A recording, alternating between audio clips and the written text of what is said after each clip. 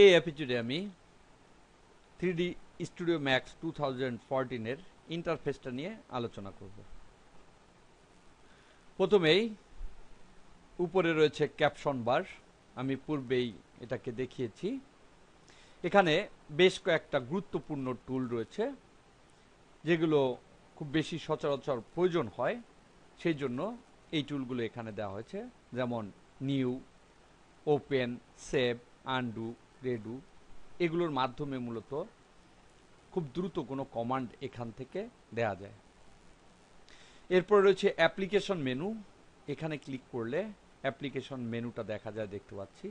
এখান থেকেও new, reset, open, save এই অপশনগুলো ব্যবহার করা যায়। আবার ইম্পোর্ট অপশনের মাধ্যমে অটোক্যাড থেকে কোনো ফাইলকে ইম্পোর্ট করে সেটাকে 3D রূপ দেওয়া যায়। এটা একটা গুরুত্বপূর্ণ কমান্ড 3D স্টুডিও ম্যাক্সের জন্য।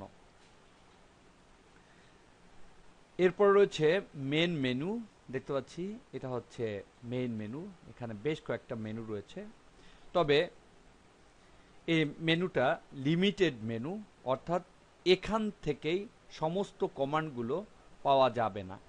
সমস্ত কমান্ডগুলো আরও বিভিন্ন জায়গা থেকে নিয়ে নিতে হবে।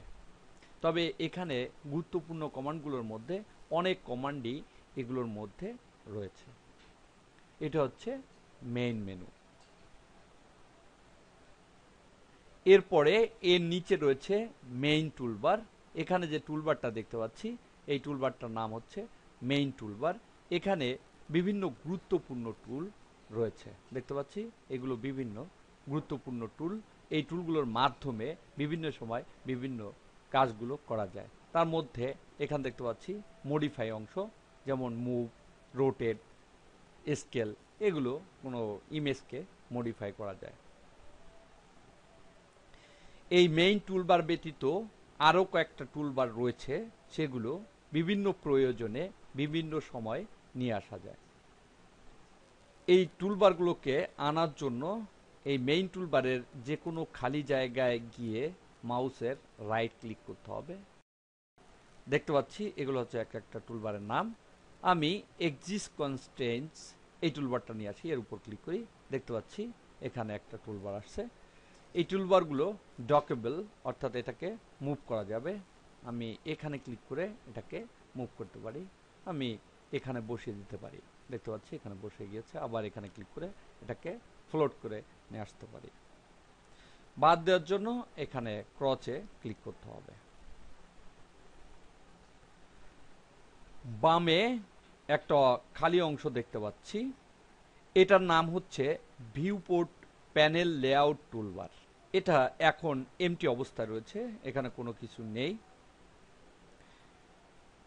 যদি এটাকে এখান থেকে বাদ দিতে চাই, ঠিক পূর্বে যেভাবে আমি টুলবার এনেছিলাম, অর্থাৎ এই ব্ল্যাঙ্ক জায়গায় মাউসের রাইট ক্লিক করে আমি এর উপর রাইট ক্লিক করি, এখানে দেখতে পাচ্ছি ভিউপোর্ট লেআউট ট্যাবস, এখানে টিকচিহ্ন রয়েছে বিদায় এটা স্ক্রিনে দেখাচ্ছে। আমি এখানে ক্লিক করে টিকচিহ্নটা উঠিয়ে দেই, দেখতে পাচ্ছি বাম পাশ থেকে এটা বাদ হয়ে গিয়েছে।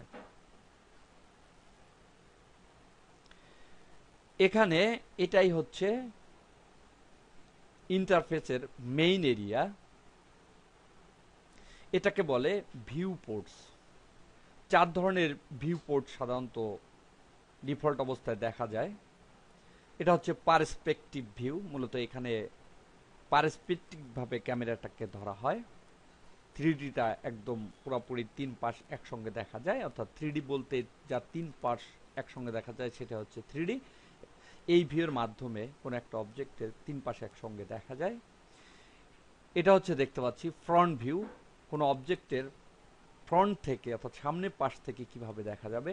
এটা হচ্ছে টপ ভিউ, উপর পাশ থেকে কিভাবে দেখা যাবে। এটা হচ্ছে লেফট ভিউ, বাম পাশ থেকে কিভাবে দেখা যাবে। এই ভিউগুলো এখানে রয়েছে। এটা দেখতে অনেকটা ইঞ্জিনিয়ারিং ডিজাইন ডকুমেন্টের মতো, অর্থাৎ ইঞ্জিনিয়ারিং কোনো কিছু ডিজাইন করার জন্য এরকম ইন্টারফেস ব্যবহার করা হয়।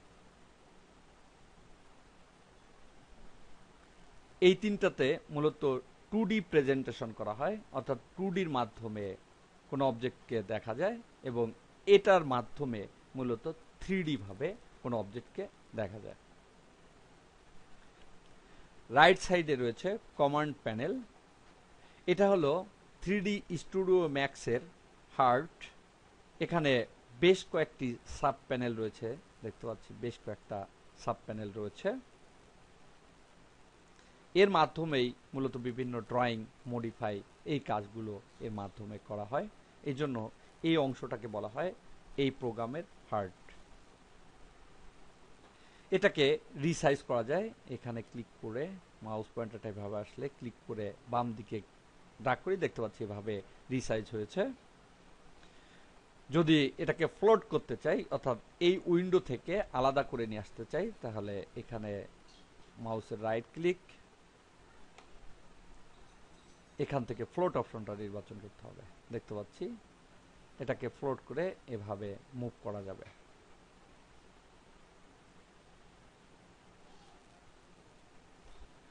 আবার এটাকে যদি পুনরায় যেখানে ছিল সেখানে বসিয়ে দিতে চাই, এভাবে মাউস পয়েন্টারের মাধ্যমে বসিয়ে দিতে হবে। এবার ক্লিক করে ডান দিকে ড্র্যাগ করে রিসাইজ করে দেই। নিচে দেখতে পাচ্ছি একটা টাইম লাইন রয়েছে, এর মাধ্যমে মূলত অ্যানিমেশন কন্ট্রোল করা হয়। 3D স্টুডিও ম্যাক্সের মাধ্যমে যেহেতু বিভিন্ন অবজেক্ট তৈরি করতে হয় এবং সেটাকে বিভিন্নভাবে অ্যানিমেশন করতে হয়, তাই এই টাইমলাইন খুবই গুরুত্বপূর্ণ একটা বিষয় 3D স্টুডিও ম্যাক্সের ক্ষেত্রে, কারণ অ্যানিমেশনের জন্য অবশ্যই এই টাইমলাইনটা ব্যবহার করতে হবে। এখানে দেখতে পাচ্ছি ছোট ছোট ফ্রেম রয়েছে, এগুলো নিয়ে যখন আমি অ্যানিমেশন করব তখন আরো বিস্তারিত আলোচনা করব। এর ডানে দেখতে পাচ্ছি সিন নেভিগেশনস, অর্থাৎ এখানে যে সিনটাকে অ্যানিমেশন করা হবে এর মাধ্যমে সেটাকে কন্ট্রোল করা যাবে। এই বাটনগুলো সম্বন্ধে আমরা পূর্বেই পরিচিত, প্লে, ফরওয়ার্ড, ব্যাকওয়ার্ড, এর মাধ্যমে মূলত এই কাজগুলো করতে হবে। এবং এর নিচে দেখতে পাচ্ছি জুম টুল, হ্যান্ড টুল, এগুলোর মাধ্যমে জুম করা, হ্যান্ড টুলের মাধ্যমে মুভ করা, এই কাজগুলো করা যায়। এটাই মূলত 3D স্টুডিও ম্যাক্স 2014 এর ইন্টারফেস।